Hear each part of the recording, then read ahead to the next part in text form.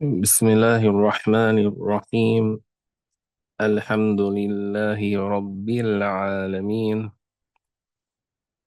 والصلاة والسلام على سيدنا محمد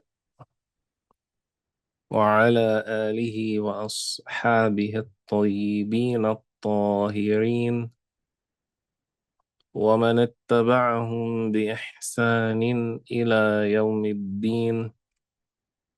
اللهم لا سهل إلا ما جعلته سهلا، وأنت تجعل الحزن إذا شئت سهلا. سبحانك لا علم لنا إلا ما علمتنا، إنك أنت العليم الحكيم. اللهم علمنا ما ينفعنا، وانفعنا بما علمتنا، وزدنا علما. وأسأل الله سبحانه وتعالى أن يرزقنا حسن النية وحسن الختام. I ask Allah to give us the sincere intentions and the good ending. Ameen. Inshallah, we will pick up from where we left off last week. Um, the very last thing that we mentioned was a reference to the Mali Empire.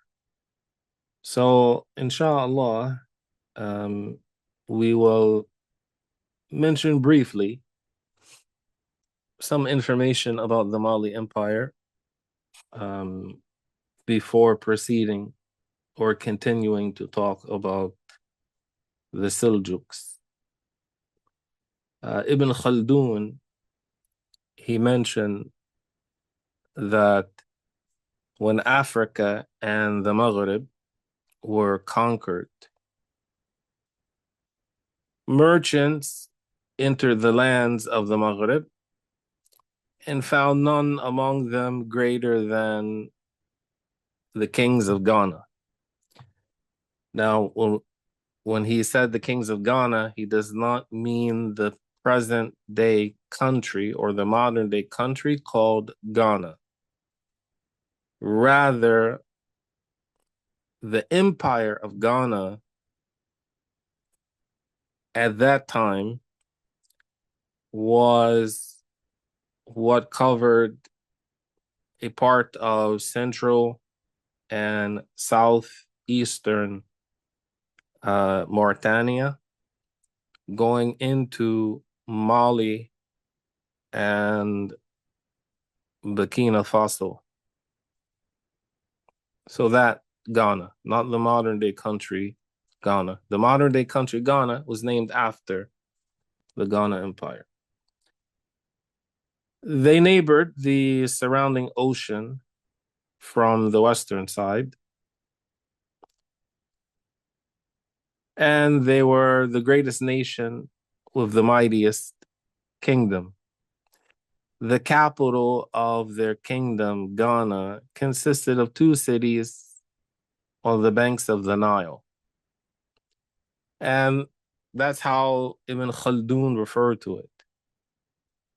Now, there are three Niles.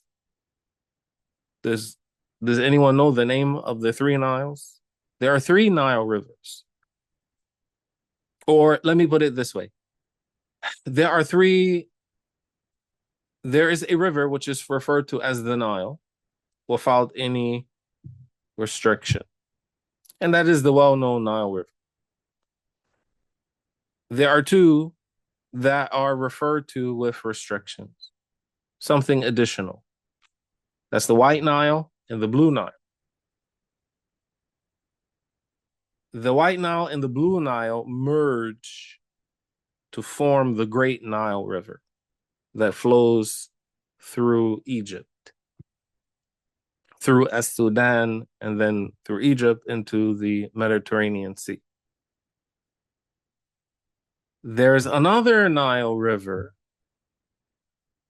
which sometimes is called the Black Nile. or the Nile of Sudan. And Sudan in Arabic means the blacks. So this river, Nilo Sudan, the Black Nile, is in fact the Niger River,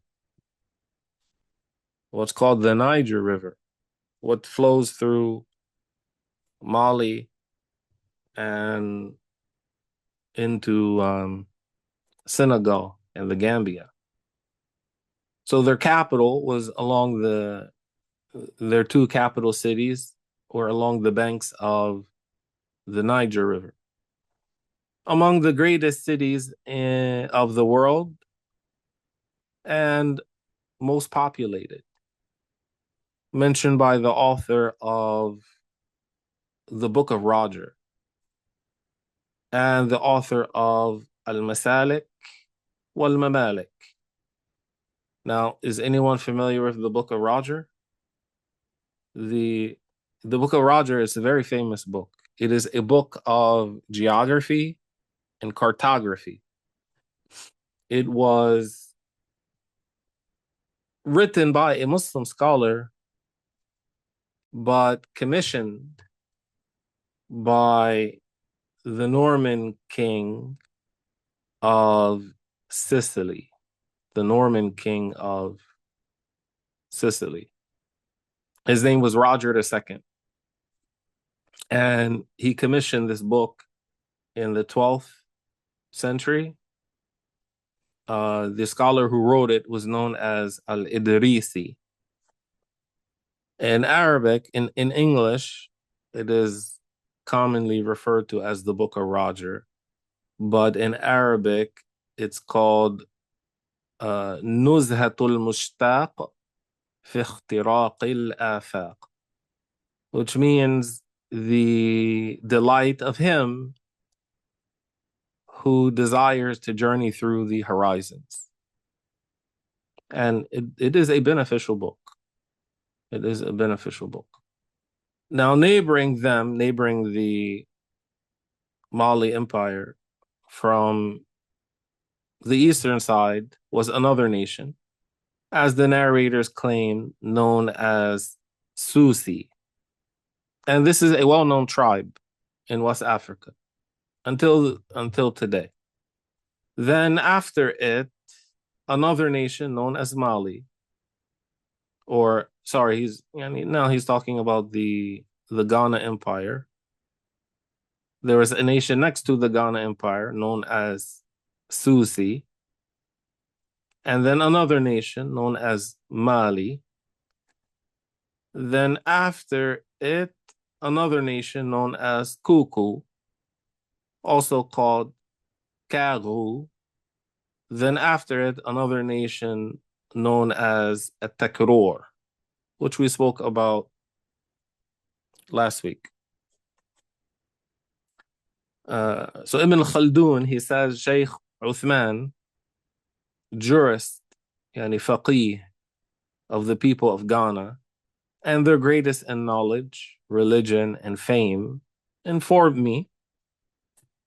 He came to Egypt in the year 699 after Al-Hijrah as a pilgrim with his family and children.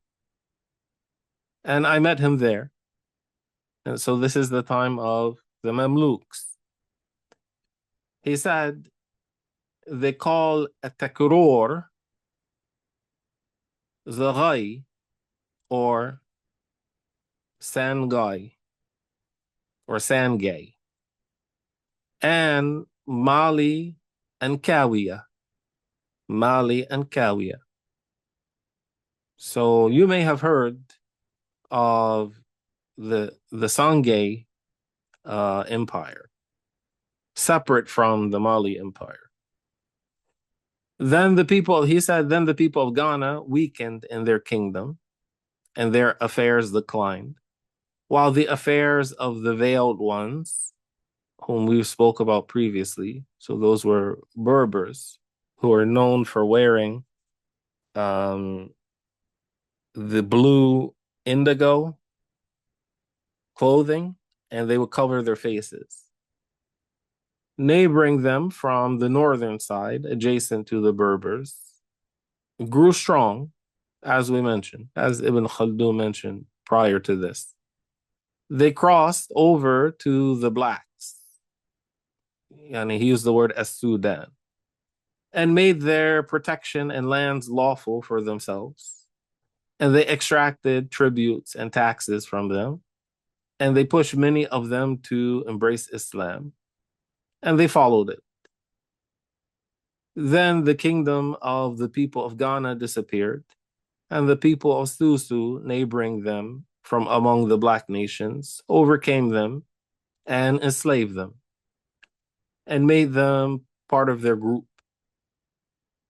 Then the people of Mali became numerous among the black nations in those regions, and they extended their power over the neighboring nations. They conquered Susu and possessed all that was in their lands from their ancient kingdom and the kingdom of the people of Ghana to the surrounding ocean in the western direction. That is until the coast of Mauritania and Senegal. They were Muslims, and they mentioned that the first among them to embrace Islam was a king named Barmandan.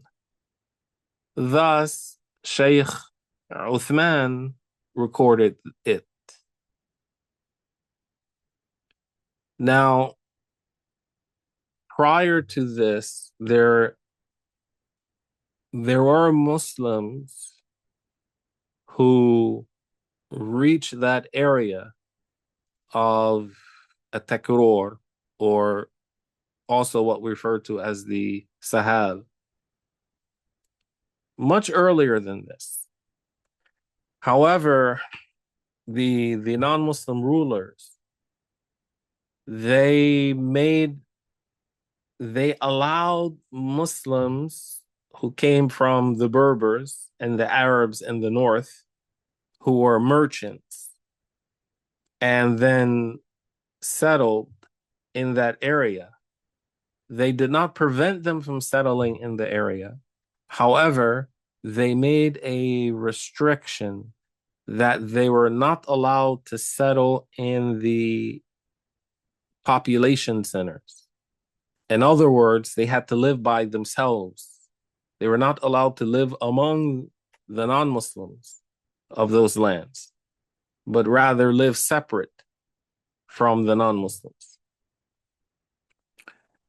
This king, Barmandan, performed Hajj, and their kings after him followed his example in Hajj. Their greatest king, who conquered Susu and seized their lands, wresting the kingdom from their hands, was named Mari Jatah. The meaning of Mari among them is the prince, who is of the Sultan's lineage. And Jatah means lion.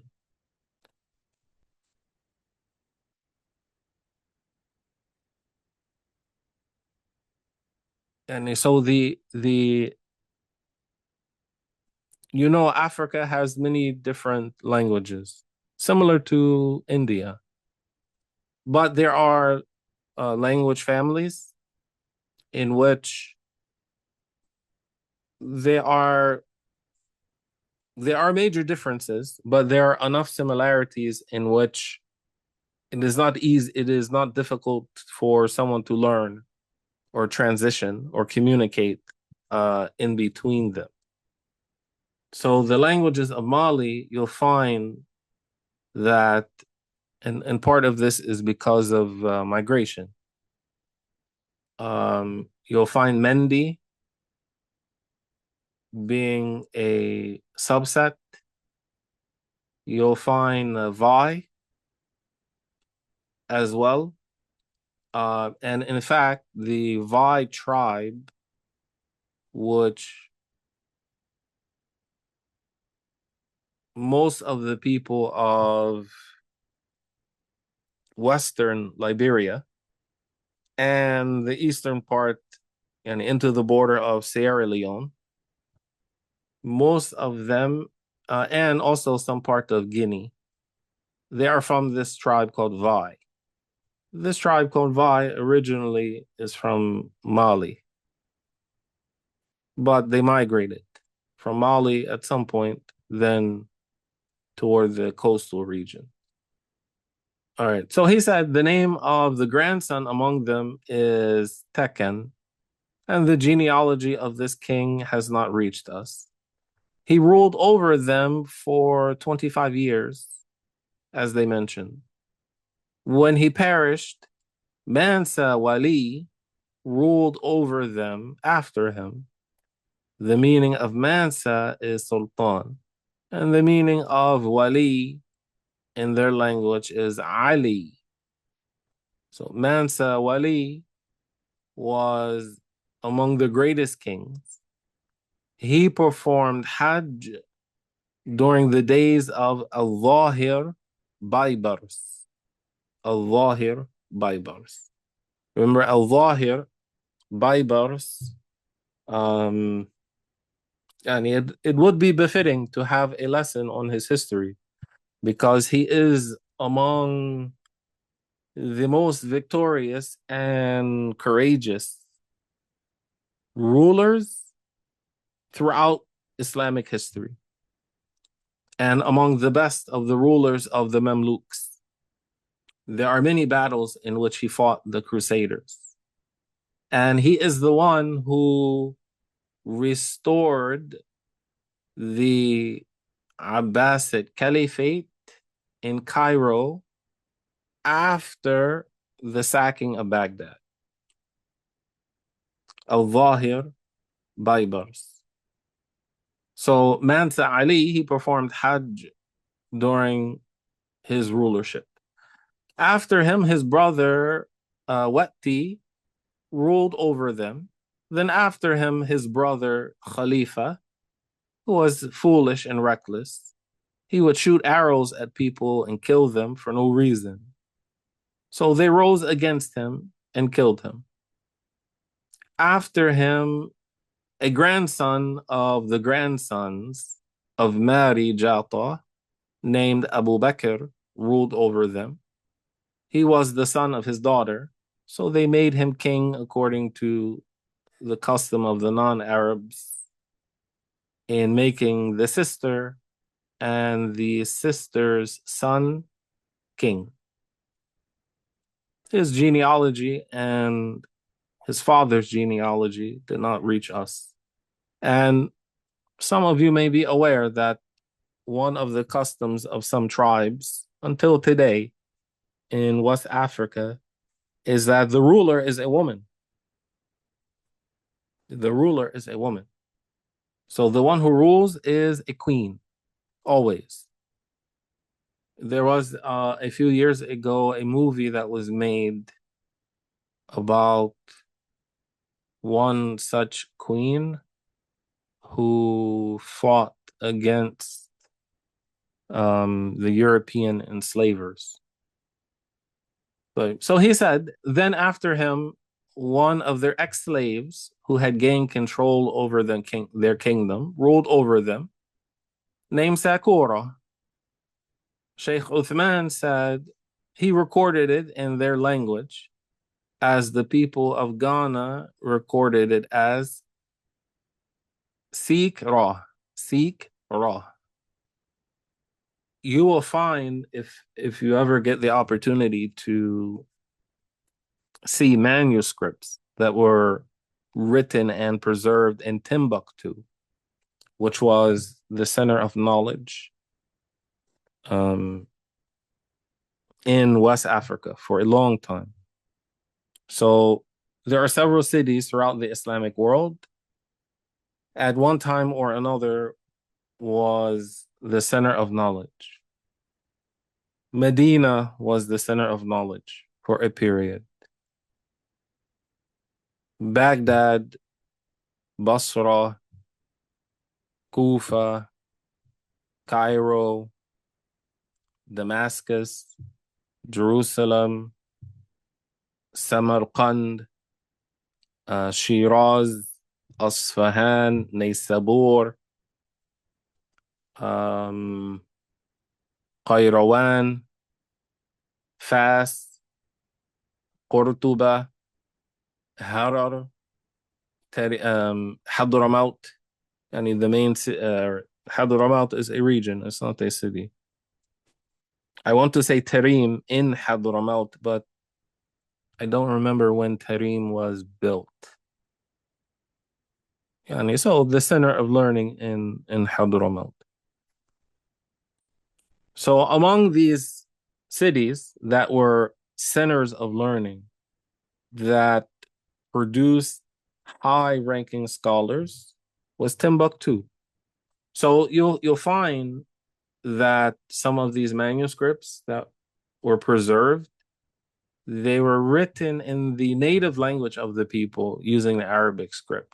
So at first look or first glance, you think it's Arabic, but then you come to realize I have no idea what these words are. It's because they are writing their own language, but using the Arabic script. And the habits of the people, the scholars and the scribes who wrote those books, who preserved those books, the subjects that they wrote about,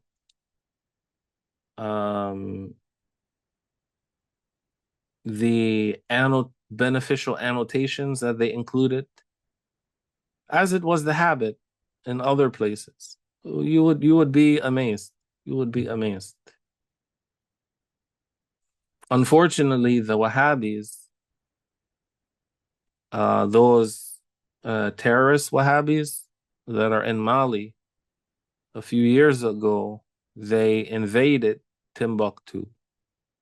And among the first things they did was they burned books and they demolished the maqamat of the awliya that are buried in Timbuktu. Among the first things that they did. What shows you that they are enemies of the dead. They are enemies of the dead. So he said, Sheikh Uthman, he said about Sakurah, that he performed Hajj during the days of King Nasir and was killed upon his return at Tajura. His state was mighty. The scope of their kingdom expanded during his time, and they conquered the neighboring nations. He conquered the nations of Kuku and incorporated them into the kingdom of the people of Mali. Their kingdom extended from the surrounding ocean and Ghana in the Maghreb to, and again, we're not talking about the modern day country Ghana, but what was previously the Ghana Empire, to the lands of At-Takrur in the east. And as we said, according to some, At-Takrur extended all the way to Darfur, which is in southwestern Sudan, like where Al-Fashir is. And their sultan became mighty, and the black nations feared them, and merchants from the lands of the Maghreb and Africa traveled to their lands. That's the end of what Ibn Khaldun mentioned. As for the heart of the Islamic world, a period of stability and expansion for the spread of Islam began under the leadership of great states, led by sultans of high determination and faith. The greatest among them were the Seljuk sultans, who established their great state in the Iranian plateau and the lands behind the river, and a trans-Oxiana, then entered Baghdad and extended their protection over the Abbasid Caliphate after removing the Buwayhiya state, yani Banu Buway, which had harmed the Caliphate state and had no merit, despite its many branches in deepening Islam within the Islamic world. The Seljuk Sultan Tughril Bek entered Baghdad in the year 451 after Al-Hijrah, after his victory over al-Basasiri. From that time onward, the Islamic state stabilized internally in the east. However, it was soon afflicted afterward by the Crusader raid on the Levant in the late 11th century of the Common Era. So the year 451 corresponds with the year 1060, and 451 Hijri corresponds with the 10th 1060 on the Roman calendar. Now, the emergence of the Seljuk Turks was a turning point in the history of the Islamic State, as the Islamic world was suffering from internal and external problems. Therefore, it was not unlikely that the Abbasid Caliph al-Qa'im bi-amrillah would seek help from the Seljuks to come to Baghdad. The Abbasid Caliphs had followed this policy, seeking help from the Turks since the time of Al-Mu'tasim. Then they corresponded with Banu Buway to rid them of Turkish domination.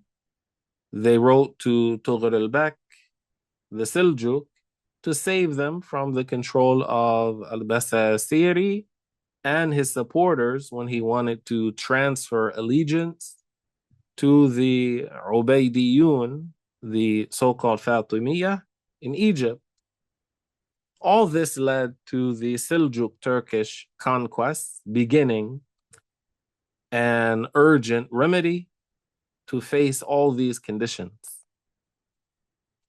The Seljuks were able to restore the political unity of the Islamic world, as they deserve credit for renewing the strength of Islam and reforming its political unity. Those strong Seljuk Turkish tribes, full of vitality and activity, which urban life had not corrupted, entered the Islamic religion with great enthusiasm and eagerness, and hastened to save the state in its final crisis. So this, I'm sure you're already aware, but this is just a reminder that no one achieves greatness by being lazy. The challenges that the Muslims face nowadays are not going to be overcome by lazy people. It's not only going to take knowledge, it's going to take strength, physical strength, and desire and eagerness, zeal, not extremism, but zeal, enthusiasm. Their naming as Seljuks trace back to their grandfather, Seljuk. Now, usually we write it with a K, but if you want to be more precise, it's with a Qaf. Seljuk. Seljuk. So his name was Seljuk ibn Tuqaq. Tuqaq means the iron bow. He was intelligent and wise, being the leader of the Ughuz Turks and their reference point. Now, okay, pop quiz. Who else is from among the Ughuz Turks? Let's see if anyone is paying attention. Sometimes I don't know if people are paying attention or not. Guru. Arturo. Yes. Suleiman Shah. That is the Uthmani Empire, the Ottoman Empire. Arturo, Suleiman Shah, Uthman al-Ghazi. He was called Uthman al-Ghazi. They are from the Ughuz Turks. So the root of the Ottoman Empire, even before Suleiman Shah, rahimahullah, is the Seljuks, the Seljuk Empire, who are also from the same tribe.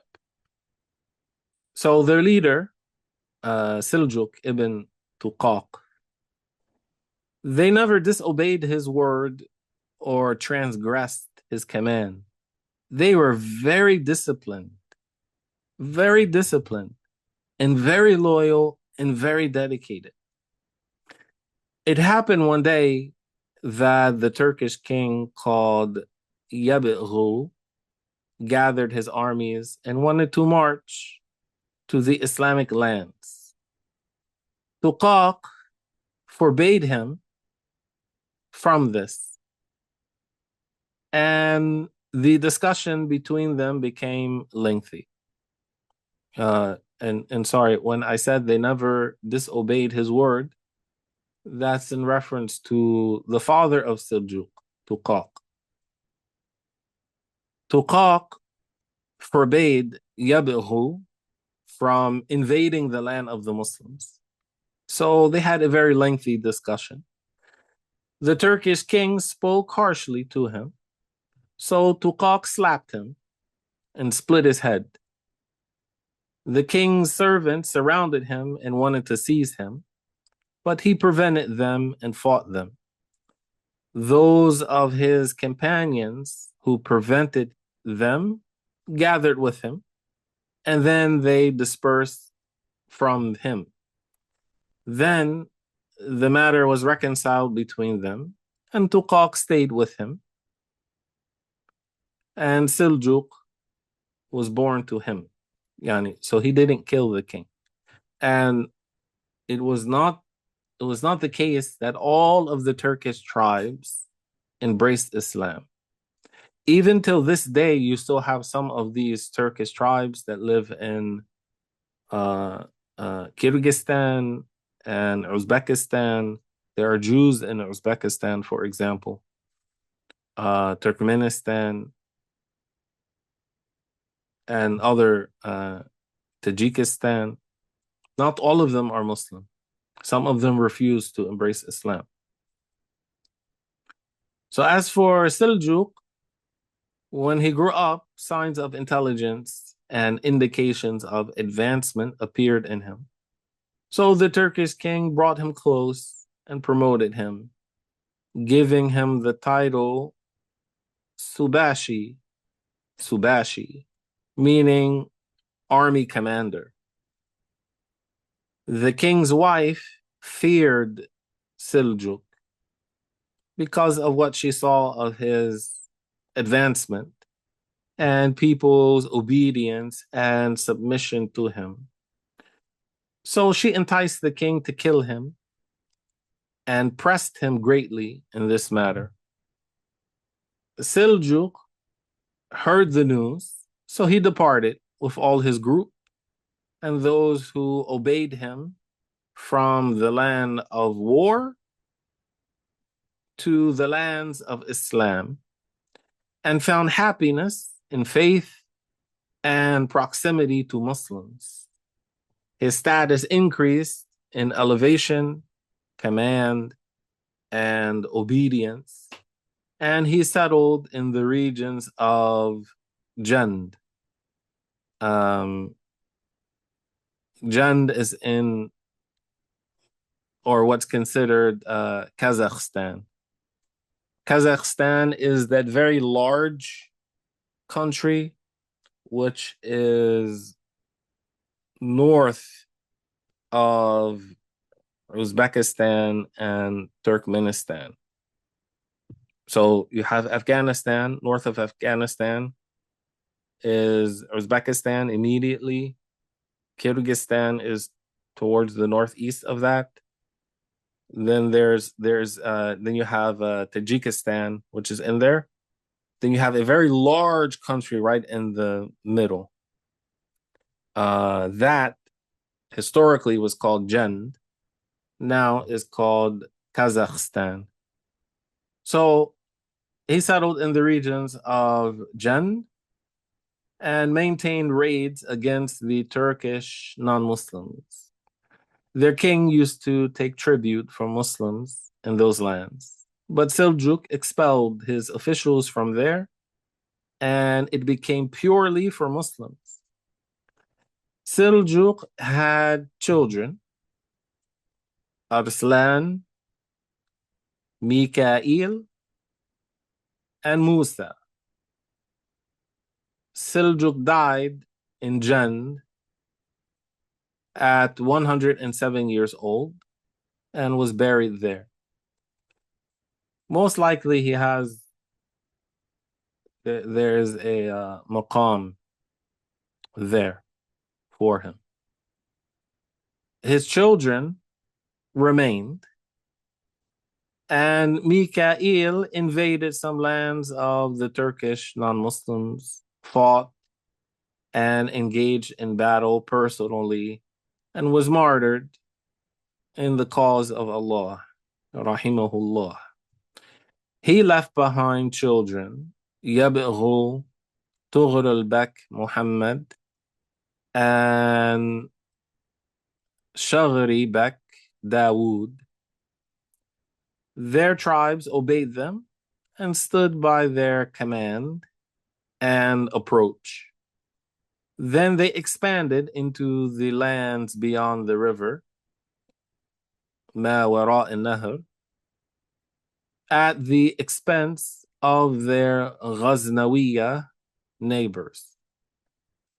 The important development in the Seljuks' lives during that period was their adoption of Islam, according to the Sunni school, under the influence of other Turkish elements from the Samaniyun or the Samaniya, the Khaniyun, the Khanids, and the Ghaznawiya, which facilitated them with the opportunity of getting closer to Muslim rulers. Now, we talked about the Ghaznawiya, and among them was Sultan Subuktakin and Sultan Mahmud al-Ghaznawi, then his son Mas'ud al-Ghaznawi, rahmatullahi alayhim. We talked about the Samaniya as well. As for the Khaniyun, talk about them will be long. So if I start talking about them now, then maybe we won't finish until 10:30. So perhaps I'll stop here for tonight, and then inshallah we can start next week and talk about the Khaniyun. So among the famous Khaniyun is Khwarazm Shah. He's very famous. طيب والله سبحانه وتعالى أعلم وأحكم. Allah knows best. طيب فسبحان الله وبحمده وأشهد أن لا إله إلا الله وأستغفر الله وأتوب إليه. لا إله إلا الله. اللهم صل على سيدنا محمد وعلى آله وصحبه وسلم. رب اغفر لي وللمؤمنين والمؤمنات. بارك الله فيكم وأحسن الله إليكم وجزاكم الله ألف خير. إن شاء الله. We'll continue next week. لا يشبه الله البشر كلا